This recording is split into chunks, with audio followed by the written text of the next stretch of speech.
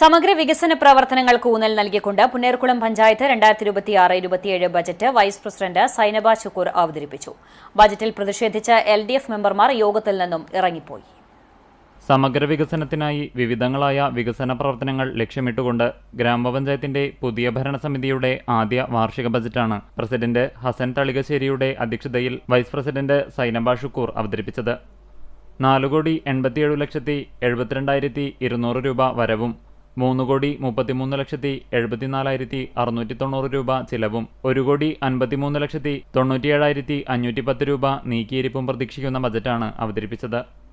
ഗ്രാമപഞ്ചായത്തിന്റെ പ്രാദേശിക സാമ്പത്തിക വികസനത്തിന് ഉതകുമാറ് കാർഷിക മേഖലയ്ക്ക് പ്രാമുഖ്യം നൽകിക്കൊണ്ട് സ്വയം തൊഴിൽ സംരംഭങ്ങൾ, പാവപ്പെട്ടവരുടെയും ദുർബല ജനവിഭാഗങ്ങളുടെയും ഉന്നമനം, ആരോഗ്യ സംരക്ഷണം, വിദ്യാഭ്യാസ കലാകായിക മേഖലയിലെ മുന്നേറ്റം, യുവജനക്ഷേമം എന്നിവയ്ക്ക് പദ്ധതികൾ തയ്യാറാക്കിയിട്ടുണ്ട്.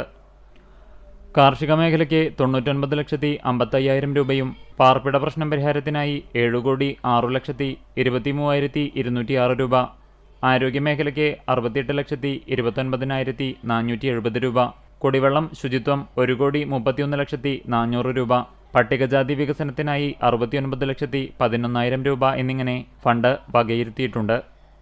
കൂടാതെ മൃഗസംരക്ഷണ മേഖല, ദാരിദ്ര്യ ലഘൂകരണം, വിദ്യാഭ്യാസം, വനിതാ വികസനം, പശ്ചാത്തല മേഖല, സദ്ഭരണം, ഭിന്നശേഷി വിഭാഗങ്ങളുടെ ക്ഷേമം, കുട്ടികളുടെ ക്ഷേമം, യുവജനക്ഷേമം, നൂതന പദ്ധതികൾ എന്നിവയ്ക്കും ഫണ്ട് ഉൾപ്പെടുത്തിയിട്ടുണ്ട്.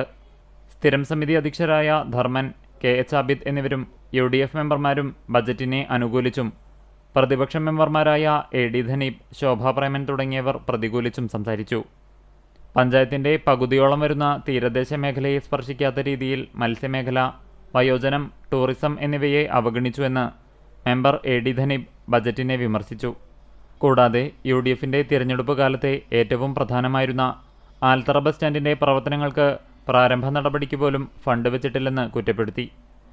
BJP മെമ്പർ ഷാജി തൃപ്പറ്റ് തുടങ്ങി മറ്റു മെമ്പർമാരും, panchayat secretary R Sreelatha, clerk Semeena തുടങ്ങി ആരോഗ്യ വിദ്യാഭ്യാസ മേഖലയിലെ ഉദ്യോഗസ്ഥരും നിർവഹണ ഉദ്യോഗസ്ഥരും പഞ്ചായത്ത് ജീവനക്കാരും പങ്കെടുത്തു.